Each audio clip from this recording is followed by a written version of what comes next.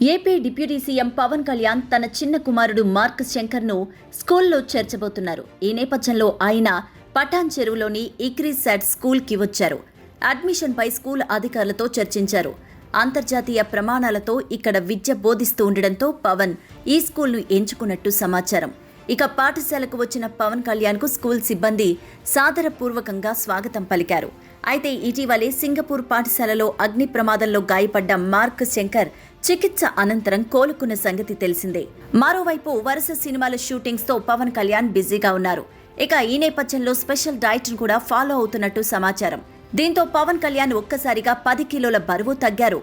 కేవలం ఒక్క పూట మాత్రమే భోజనం చేస్తున్నారు. మిగతా సమయాల్లో స్నాక్స్, బ్లాక్ కాఫీ తీసుకుంటున్నారని టాక్ నడుస్తోంది. మరోవైపు ఎక్సర్సైజులు కూడా చేస్తున్నారని సమాచారం. మొత్తానికి సీక్రెట్ డైట్ ఫాలో అవుతున్నారు పవన్ కళ్యాణ్. రీసెంట్ గా ఆయన ఓ సెలూన్ ప్రారంభోత్సవంలో సందడి చేసిన విషయం కూడా తెలిసిందే. షార్ట్ టీ-షర్ట్ తో వచ్చిన పవన్ ను అప్పుడు చూసి అంతా షాక్ అయ్యారు. ఏంటి ఇంత ఫిట్నెస్ గా ఉన్నారని మాట్లాడుకోవడం మొదలుపెట్టారు.